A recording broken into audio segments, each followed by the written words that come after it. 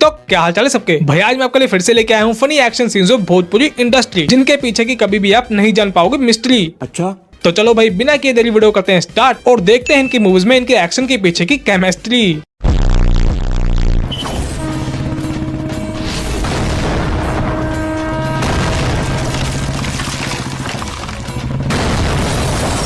नहीं, ये गाड़ी स्टील से थोड़ी ना बनी है, ये तो बनी है रबड़ से, जिसके अंदर हवा भरी हुई है। इन भाई साहब ने 2 चक्कों वाली बुलेट से टक्कर मार के एक 4 चक्कों वाली गाड़ी को हवा में उड़ा दिया। बाप रे! ये तो सिर्फ भोजपुरी हीरो ही हैं जो कि ऐसे खतरनाक स्टंट करते हैं, क्योंकि अगर कोई कॉमन मैन रियल लाइफ में ऐसा स्टंट करना चाहेगा तो वो अपनी हड्डियां भी तोड़वा लेगा और अपनी बाइक भी।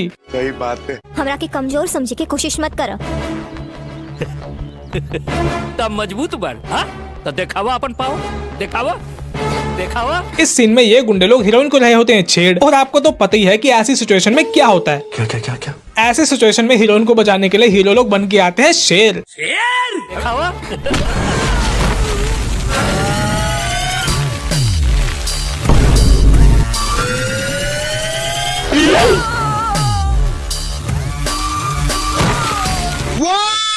भाई मैं अपने लफ्ज वापस लेता हूँ, ये शेर नहीं कबूतर है, क्योंकि ऐसे हवा में उड़ के गुंडे की पीठ के ऊपर खड़े होकर एंट्री मारना किसी शेर के बस की बात तो है ही नहीं। ऐसा तो सिर्फ कोई कबूतर या कौवा ही कर सकता है। लाल कबूतर, लाल कबूतर। हीरो ने पहले इस गुंडे को मारा तो ठेले पे गिर गया, लेकिन फिर एक गिरा हुआ बंदा ग्रेविटी को अपना नीचपना दिखा के रिवर्स पोजीशन में बैक जंप लगाने लगा, जिसको देख के हीरो को भी अपने नादान परिंदे की ताकत का एहसास होता है और एक लॉन्ग जंप लगा के गुंडे की पीठ के ऊपर लैंड करता है। शाबाश बेटा, बहुत बढ़िया। आपने बॉलीवुड मूवीज में हीरो को अपने हाथों के मुक्के से, पैरों की किक से और भिन्न भिन्न प्रकार के हथियारों से गुंडों को उठा के हवा में उड़ा के मारते हुए तो देखा होगा। वैसे ही भोजपुरी वाले हीरोज भी गुंडों को हवा में उड़ा के मारते हैं, पर ना तो अपने हाथों पैरों से और ना ही हथियारों से, बल्कि संगीत के साजों से।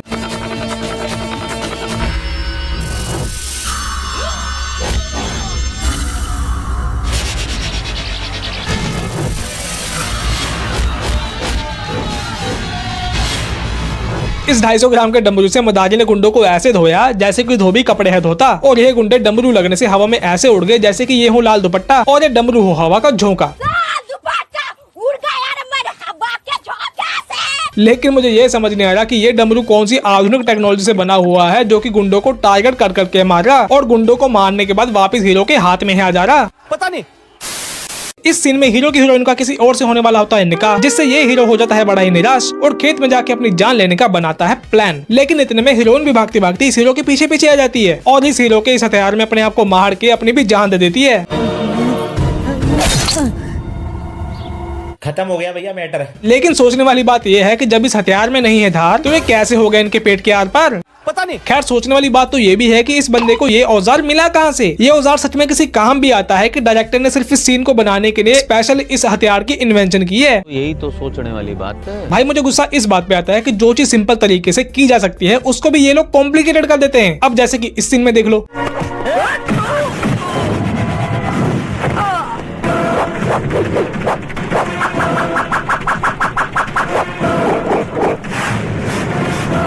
क्या बात है सर, एक्शन के नाम पे आपने हमारा क्या टाइम वेस्ट किया है। इन जनाब ने पहले अपने गले में पड़े हुए रुमाल को उतारा और फिर फालतू का एक्शन करने के बाद उस रुमाल को वापस अपने गर्दन पे बांध लिया। ऐसी बकलोली को देखने के बाद ये पुलिस वाला भी सोचेगा तौबा तौबा तौबा, थारा मूड खराब कर दिया।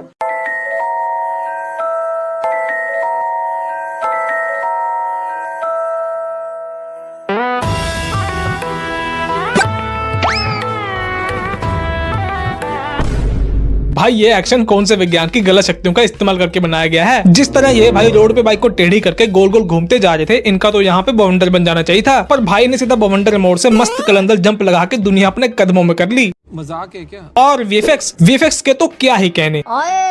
ऐसे वीएफएक्स या तो आपको टीवी सीरियल्स में या फिर भोजपुरी मूवीज में देखने को मिल सकते हैं। सही पकड़े हैं। वैसे तो हमारा दिमाग इस अद्भुत स्टंट को प्रोसेस नहीं कर पा रहा, पर इनके लिए ये कुछ नया नहीं है, क्योंकि ये लोग स्पीड, फोर्स और लॉ ऑफ ग्रेविटी को मानते भी नहीं और जानते भी नहीं। ऐसा कुछ नहीं होता।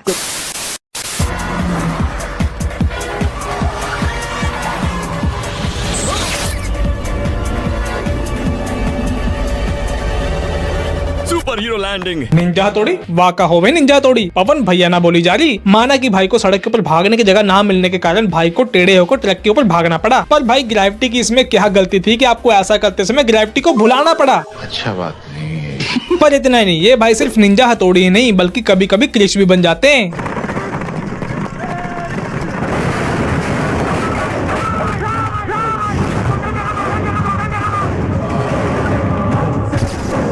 देख रहे हो भाई ने ड्रेस भी क्रिश से मैचिंग करके पहनी हुई है। और भाई साहब ने ये जो जंप मारी है ना, ये तो सिर्फ मजाक मजाक में मारी है। अभी तो इनकी इससे भी बड़ी जंप बाकी है। अपना देसी क्रिश इन गुंडों का पीछा कर रहा होता है और ये गुंडे लोग भागते भागते एक वेयर हाउस में चले जाते हैं जिसकी दीवारें कम से कम नहीं तो 30-40 फुट की तो होंगी। पर भाई ने बिना के देरी पता नहीं कैसी जंप मारी कि दीवार को लांग के छत से कूद के सीधा कार पे आके मारी एंट्री।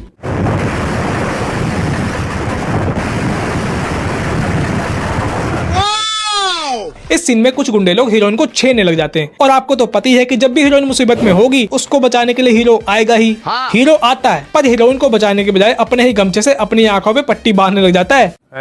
पर आपको बता दूं कि ऐसा करने के लिए ना तो इनको किसी गुंडे ने कहा और ना ही इनकी किसी के साथ शर्त लगी हुई थी। अब आप सोचेंगे कि आखिरकार हीरो ने ऐसा किया क्यों? क्योंकि ये हीरो है, ये कूल लगने के लिए कुछ भी कर सकता है और गुंडों को मार सकता है। और ये लोग ठहरे गुंडे, हालात कुछ भी हो, इनको बस हीरो से पिटना है। और कभी कभी तो ये लोग ऐसे कैरेक्टर में घुस जाते हैं कि हीरो इनको मारता भी नहीं, ये खुद ही मार खा लेते हैं।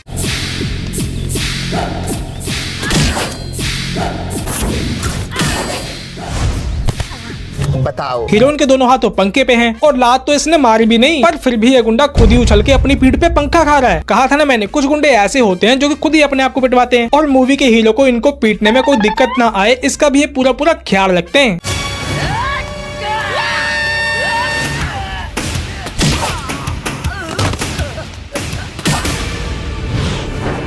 हीरोइन ने इस पंखे को गुंडे के पेट के ऊपर मारा और पंखा वहीं पे छोड़ दिया। तो ग्रेविटी के नियमों के हिसाब से इस पंखे को यहाँ से गिर जाना चाहिए था। और वैसे भी इस गुंडे का पेट कोई फ्लैट सरफेस छोड़ना है कि जिसके ऊपर पंखा रखा और पंखा वहीं पे टिक गया। बात तो सही है। पर यह पंखा अब भी खड़ा रहता है। फिर यह हीरोइन इस दूसरे गुंडे का सिर इस पंखे में दे मारती है, लेकिन यह पंखा अभी भी नहीं गिरता क्योंकि इन भाई साहब ने इस पंखे को अपने पेट के ऊपर पकड़ के रखा हुआ है ताकि ये हीरोइन और गुंडों को इस पंखे में मार सके और अपना एक्शन कर सके। क्या बात है।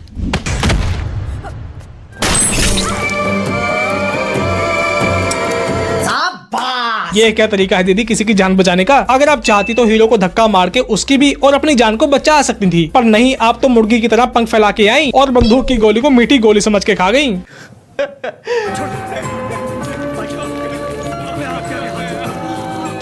तो इस सीन में ये होता है कि हीरो हिंदुस्तान से पाकिस्तान गया होता है आतंकवादियों को पकड़ने के लिए और तमाम गुंडों से लड़ झगड़ के गोलीबारी करके आखिर ये उनको पकड़ ही लेता है और उनको पाकिस्तान के बॉर्डर से हिंदुस्तान के बॉर्डर में कुछ ऐसे ट्रांसफर करता है।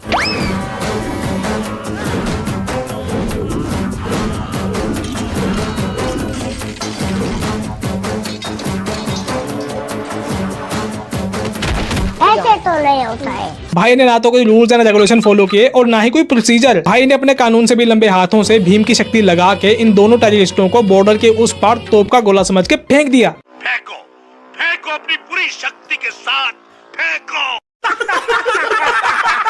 तो चलो भी आज के लिए इतना ही। वीडियो अच्छी लगी तो लाइक करना, शेयर करना, चैनल को सब्सक्राइब करना। अब हम मिलेंगे अगली वीडियो में।